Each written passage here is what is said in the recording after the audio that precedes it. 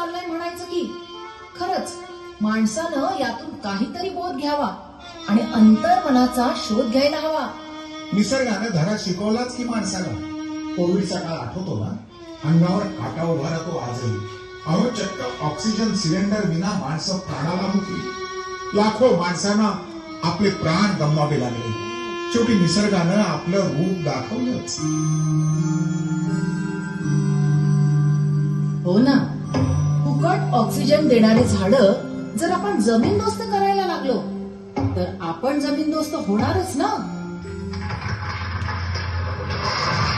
माणसानं कितीही निसर्गावर कुरघोडी केली ना तरी निसर्गाचा ठाव शेवटपर्यंत माणसाला लागणार नाही. कोविडमुळे ऑक्सिजनसाठी दाही दिशा भटकणाऱ्या माणसानं आता तरी काही शिकायला हवं.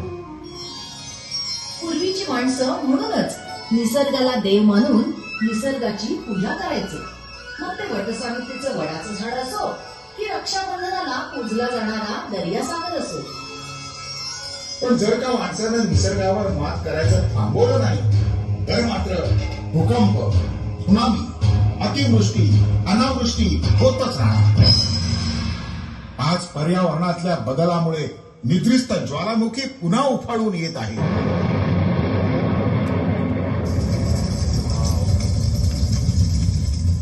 पण यावर काही उपाययोजना तर करायला हव्यात. होय, आता साऱ्यांनीच जागृत व्हायला हवं.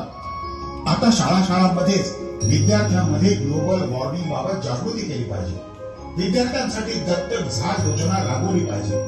कडुलिंब, पिंपळ यासारखी पर्यावरण स्नेही झाडे लावली पाहिजे.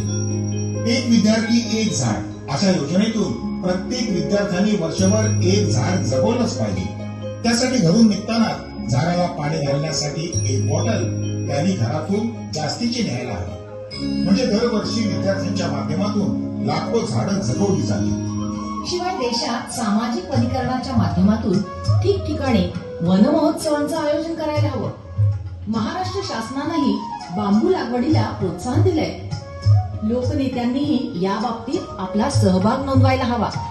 हो, त्याची सुरुवात झाली आता. काही समाजधोरणांनी, लोकप्रतिनिधींनी, त्याचबरोबर श्री सदस्यांनी गेल्या 4-5 वर्षात लाखो झाडे लावली आणि वाढवली आहेत. हा प्रत्येक नागरिकांसाठी आणि लोकप्रतिनिधींसाठी खूप मोलाचा संदेश आहे.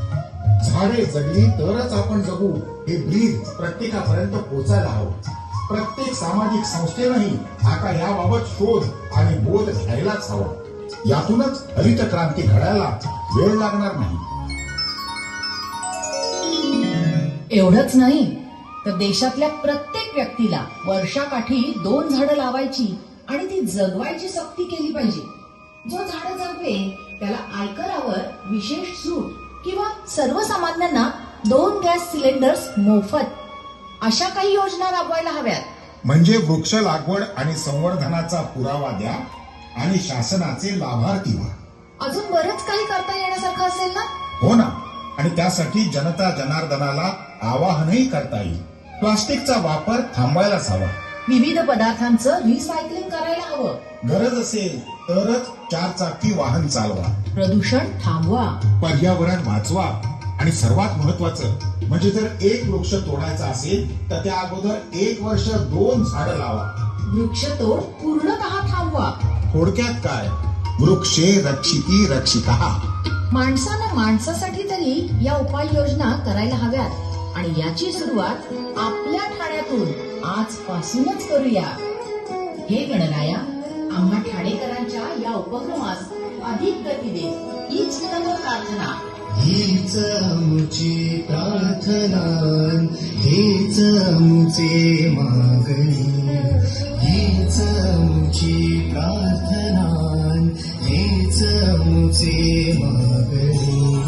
माणसाने माणसाशी माणसा समभागणी.